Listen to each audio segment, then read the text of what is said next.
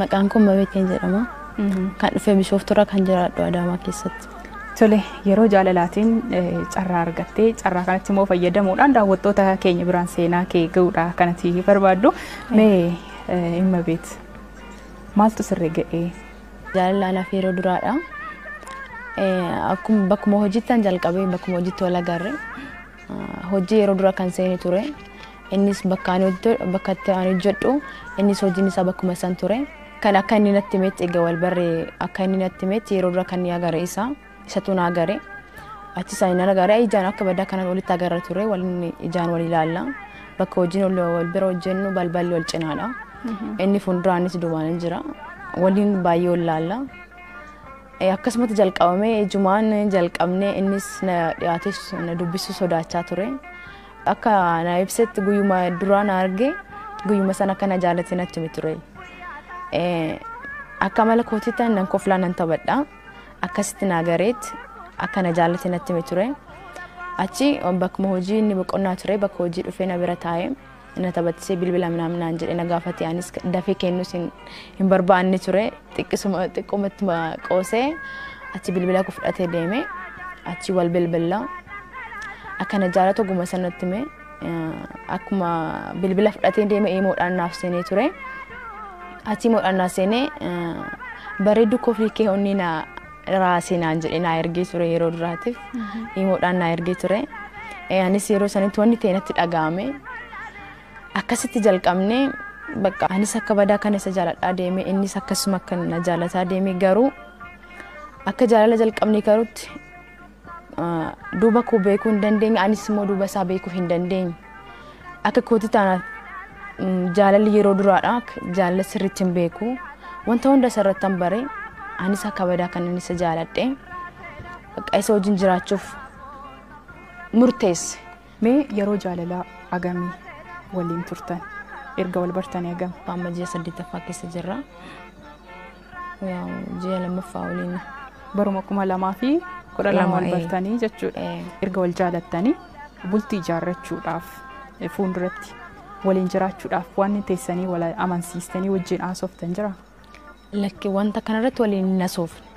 Keessa koo keessa jira garuu isa sodaachuuf isa gaafachuuf na sodaadha ture. Garuu ani ofii koo murteesseen ture. Anis akka badaa kan isa jaaladhee ture. Innis akkasuma kana jaalatu baay'ee natti himee jira. Anis akkasuma akka kootii ofii kootii murteessee jira. Garuu akkana jedhee isa hin gaafanne. Waliin hin dubbanne jechuudha. Kaayyoo sana wajjin jiraachuu barbaadammoo yeroo gabaabaaf moo yeroo dheeraaf kan jedhu hin gaafanne. Baay'ee bakka anis gaafiin achi taa'aa ture. Achi anis gaafadhe. Gaafannaan akka waadaa haadhaa qabu natti hime ture. Waadaa haadhaa qaba. Haati isaa sun kan dubartiin ishii filattee kan ishii jaalattee akka itti fuutu waadaa akka galsiiste natti hime. Ani yeroo sanis baay'ee rifadhe. Anis akkasuma nan jaaladhe innis akkuma na jaalatu natti himaa jira. Garuu wajjin gargar ba'uu hin barbaadu. Anis akkasuma waadaa haadhaa qaba. Wanta sana immoo dirqama gochuu qaba. Haadha isaa immoo ni jaalata. Kana gidduutti haadha koo nan dhaba jedhee ni sodaata ture. Anis immoo akka kootii haadha isaa akka dhabuu hin barbaadu. Waadaa haadha isaa qaba wanti isheen kan isheen filatteef akka natti himetti dubartittii inni fuudhu sun hin beeku. Ani hin beeku haadha kootu filatee isheen kanaan filadhee ni fuuta naan jettee waadaa nagarsiistee jirti. Kanaaf wanta godhu hin beeku naan jedhe. Carraatiif inni waliin fuuftanii bakka teessitti maa deeme jechuudha. Yeroo sanitti baay'ees ture. Baay'ee jaalala keessa seennee jirra. Wantoota garaagaraas wajjin dabarsinee jirra. Egaa ture natti hime ture. Anis ofii koo keessa shakkiin dhufee achi anis akkas godhee isa gaafadhe. Gaafannaanis ifaan natti hime. Si jaalata garuu si wajjin bultii ijaarrachuu hin barbaadu. Kan inni bultiin inni ijaarratu immoo kan haati isaa isaaf filteedha. Anis yeroo sanitti baay'ee rifadhee ture. Wanta jedhus nan wallaalee. Innis baay'ee rifatee kana sitti immoo barbaada ture garuu baay'ee si jaaladhees tures akkas hin dhabne sodaachaa jira. Sitti immoo hin dandeenye naan jedhe. Anis haadha isaa akka dhabu waan hin barbaanneef homaa gochuu hin dandeenye akkasumas ta'e hojjumaan fufne. Innis haadha isaa ni jaalata. Haadha isaa dhabuu hin barbaadu.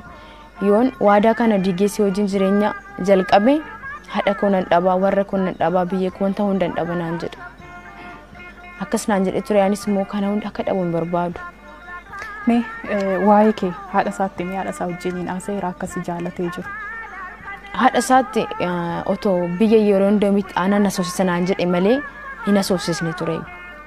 Akkas naan jedhe garuu haadha kun nan asoosisaa wanta kanarratti nan asoosisaa naan jedhe garuu hin asoosisne akka bilbilanitti itti himameetti wanti hundi qophaa'ee ture biyya isaatii jechuudha. Wanti hundi qophaa'ee murtaa'ee xumuramee jira. Inni asii isa eegaa jiru qofa. Wanti hundi qophaa'ee murtaa'ee jira jechuudha. Xumuramee jira jechuudha. Guyyaa biraasaaf qopheessanii guyyaa inni dhufu eeggachaa jiru jechuudha. Isatti itti himanii jiru. Kana hunda natti hime anis bakka wanna godhuun wallaalee wanna jedhuun wallaalee jaalala keessa baay'ee sinni jirra. Anis baay'een isa jaaladhee nama akka isaa jaaladhee hin qabu. Isa mansiisuudhaaf gama hiriyoota isaatiin yaalteetta? Hin yaalle. Maaliif yoo naan jette wanta hin jijjiiramne tokkodha. Anis itti himee jira. Asoofsisee jira. Ati kana hati ta'e hati ofii kasi filatti fudhu barbaadda. Ati ni barbaadda jedhee gaafadhee ture. Anis wajjin jiraachuu nan barbaada. Garuu haadha kootii isanis diiguu hin barbaadu naan jedhe. Bakka lama ta'e innis mala wallaale. Mala fala dhabee jechuudha. Mee erga biyya deemee taasisee maal taatan? Egaa biyya deemee guyyaa kamisaa ture kan deemee. Guyyaan 26 ture. Ji'a Jaffaa keessa ture kan deemee. Guyyaa itti deemu sittan manaan jedhee ture. Garuu tole jedhee anis fudhadhee tureeyyuu garuu guyyaatti deemu akkatti naagartee guyyaatti deemu anis garaan koo hin danda'u. Nagaa jedhee sin deemu garaan koo hin danda'u. Atis akka miidhamtu hin barbaadu naan jedhee ture. Kun rakkoon qabu garuu guyyaatti deemtu natti ija kee ilaalee deemuu akka deemtu hin barbaadan jedhee ture. Garuu inni guyyaatti deeme natti ni guyyaa kamisaa ni deeme amma galgala naaf bilbilaachi bilbilli isaa yoo deebisee yaaluu cufaana jalaa ta'e achi baay'een bakka halkaniin guyyaa na boosisa. Bakka wanta san amanee fudhachuu hin dandeenye dhugaa deeme dhugaa nagatee deeme jedhee of gaafachuu jalqabe. Bakka amanuu hin dandeenye gonkumaa jechuudha. Bakka kanuma na boochisaa guyyaa kamisas akkasumatti bulee jimaatas bilbilli isaa akkasuma cufaa ture. Guyyaa qidaamee ciisee ture na dhukkubee sa'a boodadha. Naaf bilbilli tasa bilbilli isaa naaf bilbilame. Baay'ee rifadhee ture. Bakka ciisu akkamitti akkan ka'e hin beeku. Achi kaasnaan isa dubbisee nagaan galteen jedhee kanuma isa gaafadhee ture. Nagaan galee ifa manaaf godhi naan jedhe. Si sobuu barbaadee miti naan jedhe. Rakkoon qabu nagaan galuu kee qofan barbaadan jedheen. Guyyaa san baay'ee natti ulfaatee guyyaa guutuu bu'aa ture hojii sin seennee achi